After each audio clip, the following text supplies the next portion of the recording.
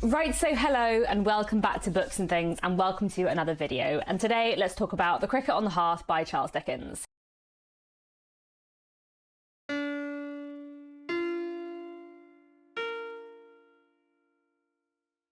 So I'm currently hosting a Christmas Dickens read-along where we're reading Charles Dickens's 5 Christmas novellas in publication order, as we did with Dickens's full-length novels over the last 2 years as part of the Mega Dickens read-along. If you want to find out more about this, I'll leave more information down below. But today I want to have a chat about The Cricket on the Hearth, which is Dickens's 3rd Christmas novella and came out in December 1845. I'm going to start without spoilers, and then at some point later on in the video I will warn you that spoilers are coming, and if you haven't read the novella you can head on away. So before anything else, what is The Cricket on the Hearth about? In The Cricket on the Hearth we're following a couple, John and Dot. They've been married about a year, they've got a very young baby, and John is a fair bit older than Dot and he's quite sort of self-conscious about this. And kind of during this novella, John's faith in his wife and his faith in her love for him is sort of tried and tested. There's also lots of other things going on. There's a vicious toy merchant, a kindly toy maker and his daughter, and various other characters and little subplots. This was, I think, the 3rd time I've read The Cricket on the Hearth, and I listened to the audiobook narrated by Jim Dale, which I did think was well performed.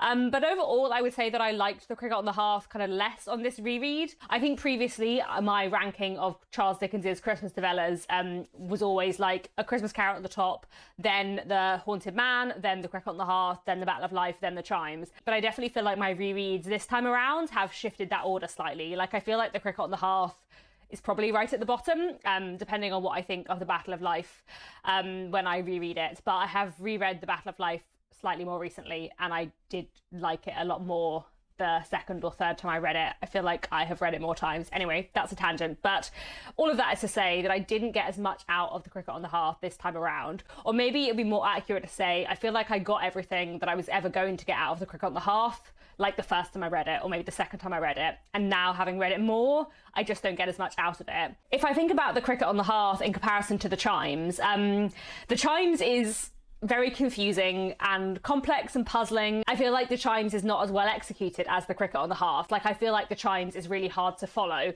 But now that I've read The Chimes 4 times, I find it fascinating. And on my most recent reread, a lot of things clicked into place and I suddenly liked it a lot more, and I feel like The Chimes is really interesting, and I felt like when I was making my video about The Chimes last week, I had an awful lot to say. Whereas I feel like I don't have that much to say today about The Cricket on the Hearth. And I do feel like it is a failure on the part of The Chimes that I had to read it 4 times before I got it. You know, in my opinion, if you have to read something like 4 times before you get it, that's the author failing, not yours. Whereas I feel like The Cricket on the Hearth you can get on the first read, but I also feel like there's nothing more to get on a 2nd and 3rd read. Like, I feel like when literature is at its best, you get it on the first read, but you get even more on a 2nd read, if that makes sense. And I feel like The Chimes is something really, really fascinating, not very well executed, and The Cricket on the Hearth is something less interesting, but better executed.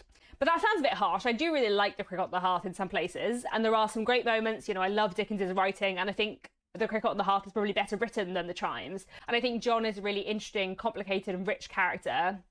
But I do think that I just got less out of The Cricket on the Hearth on this reread, or I didn't feel like I got anything new out of it. Anyway, let's talk about where The Cricket on the Hearth fits in chronology, because I love talking about Dickens and how his books kind of change in publication order.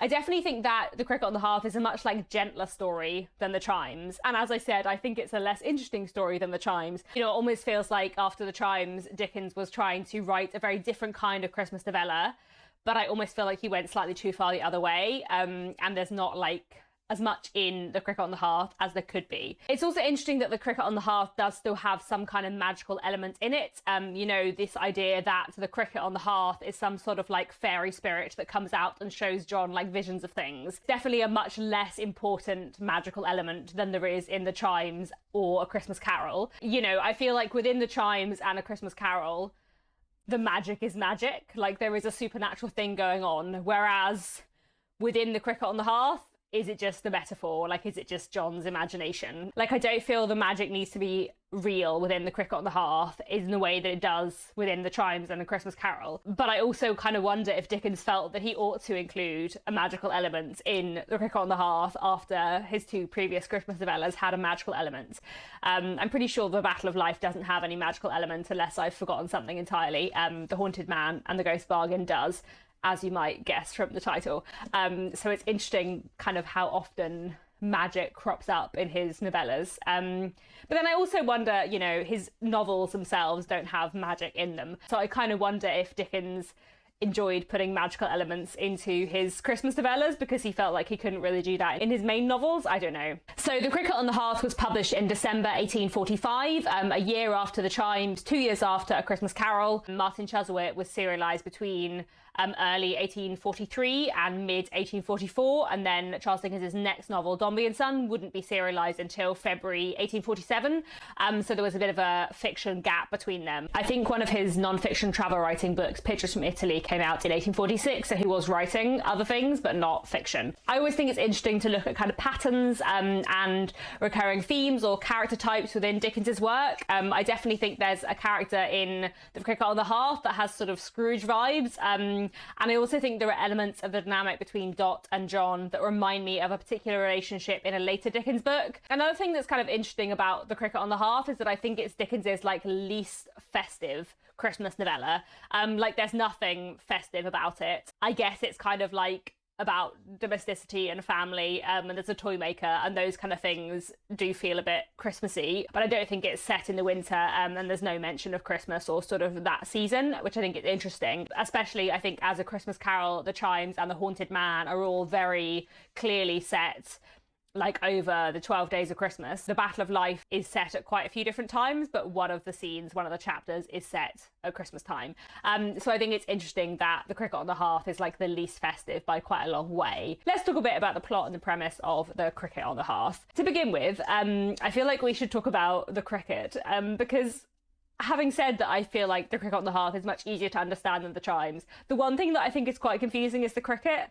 Do they actually have a cricket, or is it just like a little ornament of a cricket that is meant to bring them luck? Or is it like a living insect? Or is it a little ornament of a cricket that has like a fairy spirit in it that is chirping? I think it's a little ornament that has a fairy spirit in it, I think, but it's a bit confusing. I also feel like the idea of like a cricket being a symbol of good luck was something that was present in popular culture within the Victorian period and is absolutely not now, at least in the UK. So I always found that a bit weird. I think the central like plot and premise of The Cricket on the Hearth, Dot and John and their relationship, and the obstacles to it, like I feel like that works really well and is strong, but I also feel like some of the subplots are quite a lot less strong. There are also quite a few kind of like ridiculous, impossible, over-the-top things in The Cricket on the Hearth. Like it's quite a sentimental, over-the-top story in some ways, and I kind of don't mind the over-the-top stuff. Like some of the unbelievable stuff I'm really willing to make my peace with, but some of it I'm less willing to make my peace with. And I feel like one of the main things I do have difficulty with is a subplot with Caleb and his daughter Bertha, partly because of the depiction of disability within that, but also because it's just really unbelievable.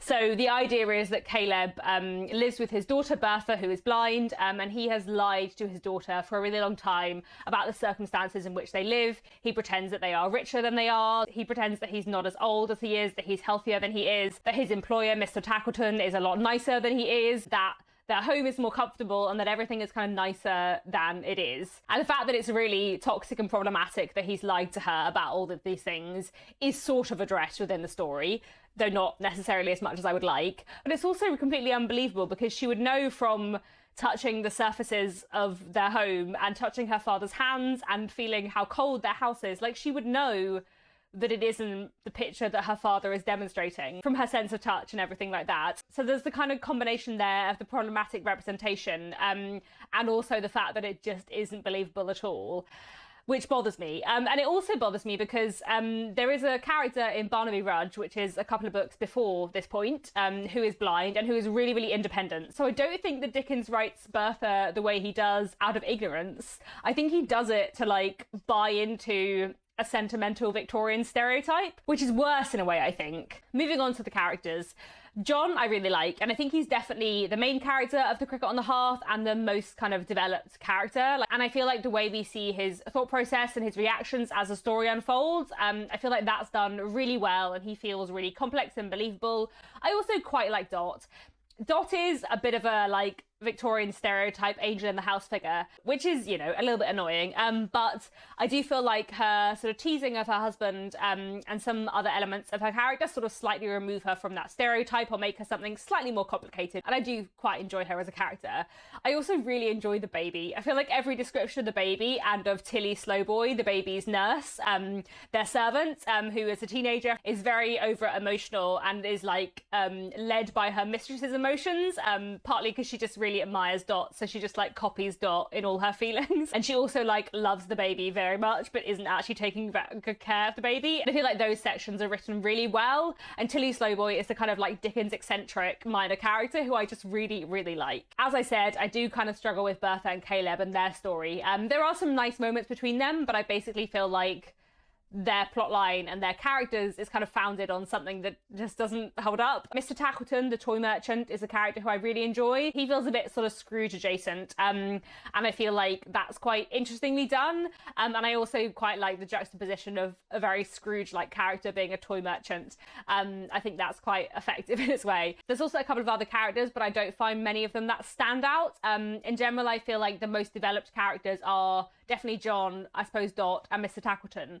And Caleb, I suppose, as well. I don't know whether The Cricket on the Hearth is a lot shorter than Dickens's other Christmas novellas, but it sort of feels shorter to me. Like, it feels like just less is achieved. I don't know, I feel like I'm being very down on The Cricket on the Hearth today, but there we go. I wanted to talk a little bit about the themes of The Cricket on the Hearth. Specifically, I wanted to talk about kind of like domesticity and family, how that is symbolised by the cricket on the hearth. I want to talk a bit about trust as well, and a bit about appearances versus reality. However, I think I'm going to need to go into spoilery territory to discuss all of those things in a way that is interesting. So I think we'll just move into spoilers now. If you haven't read The Cricket on the Hearth, maybe now is the time to go away and maybe read it. I mean, I feel like I haven't been saying much to encourage you to read it. I do think there are some great things about it. I do think it is quite fun, but I just didn't like it as much on a reread. But then the first time I read it, I really liked it. So who knows? Anyway, let me talk about the themes. So first, I wanted to talk a bit about appearances versus realities and misunderstandings, because I feel like that's quite an important theme. Obviously, we have this in the deception. Caleb works on Bertha. You know, he has told her that the world is one way. He's been deceiving her and keeping reality from her. But we also kind of have it the other way, because I feel like Caleb assumes that his daughter needs to think that their home is comfortable, that he is, you know, younger and healthier than he is, and less broken than he is, in order for her to love him. He doesn't realise until the end that she doesn't need these lies, that she has never needed these lies in order to be happy. She loves her father, and she could be happy just being with him without him needing to pretend so much. Then we also, of course, have the old man, who is actually Caleb's son Edward in disguise. That again fits into this theme of appearances versus reality. Edward has adjusted his gait, put on a beard, and is pretending to be an elderly man in order to come back home and find out from Dot whether his former sweetheart May is happy in her forthcoming marriage to Tackleton. And if she's not, then he will reveal himself, claim May again, and reveal that he is alive to his father and his sister. I don't know what his plan was if he found out that May was quite happily in love with Tackleton and didn't want to marry him. Like, would he have just not told his father and his sister that he was actually alive? I don't know. One of the many things that does not make sense about Edward in The Cricket on the Hearth. Is it really believable that he could pretend to be an old man by putting a beard on and changing his gait? I don't know. But the Victorians seem to love a good disguise, and the Victorians seem to either suspend their disbelief perfectly for disguises, or to genuinely believe that it was very easy for someone to assume a disguise. You only have to look at the role disguise plays in sort of Sherlock Holmes stories and stuff like that. I think as modern readers, we struggle with the idea that Edward has disguised himself as an old man, and we struggle to believe that, but I think Victorian readers wouldn't have struggled with that in the same way. But anyway, yes, Edward is in a disguise, and he only reveals his true identity and appearance later on in the story. Interestingly, when he comes in his disguise to Caleb and Bertha's home, Bertha recognises his step. "Whose step is that?" cried Bertha, starting up. "The man's tread behind you." While everyone else is deceived by Edward's visible disguise, Bertha has her suspicions the moment she hears his footsteps. And then, of course, we have another very important way in which appearances are different from reality, and that is to do with Dot and John, and Dot and Edward. John is shown by Tackleton that the old man is actually a young man wearing a disguise, and he sees this young man talking to Dot, and Tackleton assumes, and John also assumes, that there is something going on between Dot and this young man. Tackleton assumes an affair. John possibly thinks that for a moment, and then begins to think maybe this was a young man who Dot was once in love with, who has come back to see her. He doesn't necessarily suspect an affair, but he definitely suspects that Dot is in love with this young man, and that this young man has disguised himself for the purpose of seeing Dot, which he has, but for very different reasons. So again, appearances and reality are different, and John misunderstands the situation. So I think Caleb's deception to Bertha, and Edward's deception to everyone is kind of there to mirror the way that John is deceived by what he sees, and to encourage the reader to understand that sometimes the real explanation for something isn't immediately clear. Domesticity and family and sort of married life is obviously an important theme of the book as well, kind of symbolised both, I think, by the cricket on the hearth and the kettle. And within the opening chapter of the cricket on the hearth, we have quite a lot about the kettle and the cricket on the hearth, and these two kind of symbols of domesticity. I would say that the baby as well kind of acts as a symbol of like domesticity and family life too. In the way, I think the cricket on the hearth is a story that kind of really holds up and values family life, domestic life, home life, trusting to those around you. John and Dot's life, and especially Dot's kind of like domesticity and sort of angel in the house skills, I suppose, are really held up in the cricket on the hearth. And, you know, it's quite conventional and Victorian in its view on that. And this is kind of contrasted with the possible forthcoming marriage between May and Mr. Tackleton, who don't love each other, don't have affection for each other, would not have a happy domestic life together. Tackleton isn't really in love with May. He just wants a pretty young wife because he thinks that is something that he should have.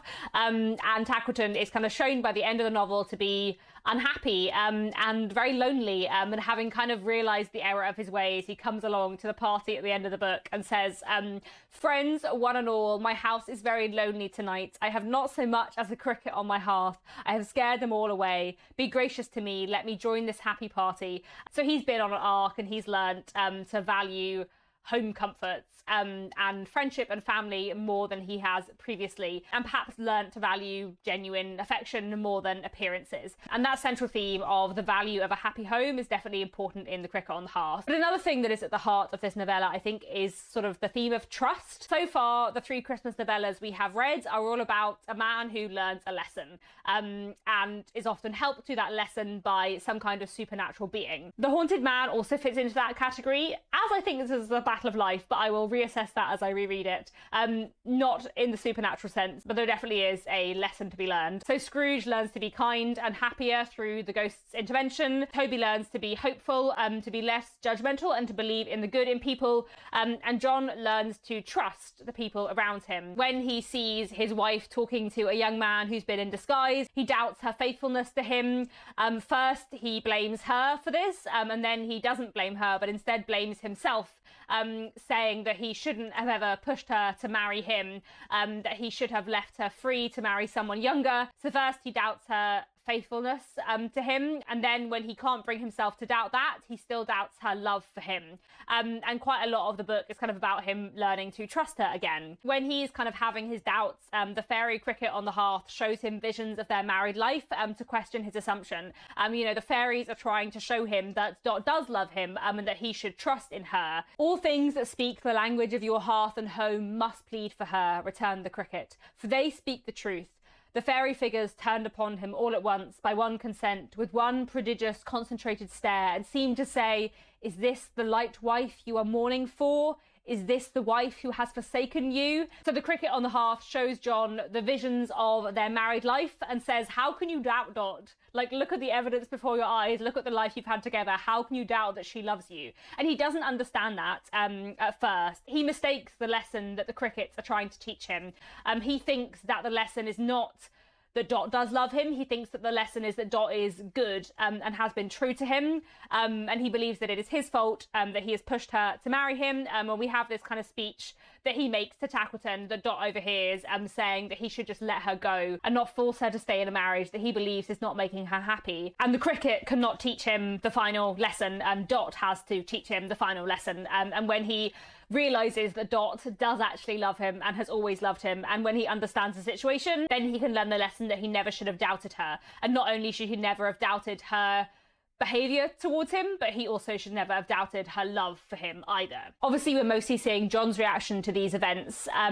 We don't see that much of Dot's, but there are a few telling moments, I think, that are quite interesting. One is that after he has had these suspicions and he's sort of seen the cricket on the hearth, she comes and goes to speak to him and sees on his face the suspicions that he has, and she doesn't explain herself because she's so upset and angry that he suspects her, that she just sort of cries and goes away. And then the next day she asks Tilly if she can sometimes bring the baby to see his father after she and John have separated. And this is after she has heard John's speech saying that he will let her go, not thinking that she really loves him, but before everything is explained. And I wonder what is meant by that bit, by Dot, even knowing the full circumstances, wondering if she's still going to go home and live with her parents and be separated from her husband. Does she say that because she isn't sure that John will want her to remain there, even after he knows the truth? Or does she say that because she's actually really furious with John for having suspected her at all? I don't know. I think it's probably the former, but I kind of like to think it's the latter, and that in that moment she's just really angry. And then later on, in seeing everyone reunited and happy together, she feels she can forgive him. I'm not sure. I don't think I have much else left to say about the cricket on the hearth. I feel like I, in general, have had less to say about this than I did about A Christmas Carol or the Chimes. Yeah, there are elements of it that I do like, but I feel like I just liked it a lot less on this reread and got a lot less out of it. Like, there were still some things I found interesting, and there were still some nice moments, but it definitely didn't, like, provoke as many thoughts as the Chimes did, or as much, like, affection as Christmas Carol did. So I'm looking forward to reading The Battle of Life and The Haunted Man and The Ghost Bargain, both of which I really like. So my videos on those two novellas should be up at some point in the next couple of weeks. I am obviously slightly behind on making these videos, just because December has been really busy work-wise, busier than I expected, and these videos just take a bit more time to plan, edit, but hopefully this has been interesting nonetheless. Do let me know down in the comments, what did you think of The Cricket on the Hearth? What have you thought of Dickens's Christmas novellas so far? That's all for now. Thanks very much for watching, and I'll be back very soon with another bookish video.